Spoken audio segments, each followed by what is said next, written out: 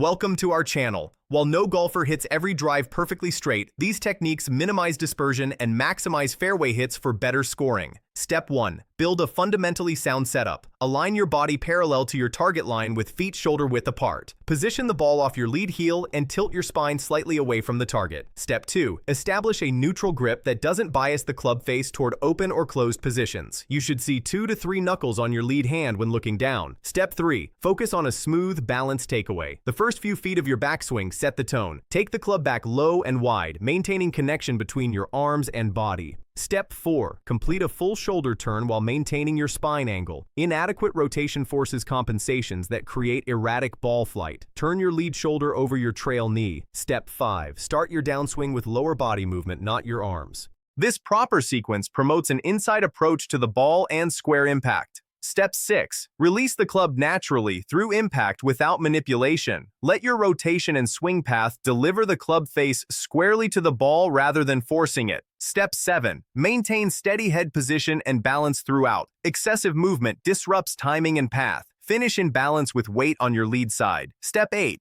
Practice with tempo drills and alignment sticks to ingrain consistent mechanics. Quality repetitions build reliable patterns. Don't forget to like this video and subscribe to our channel.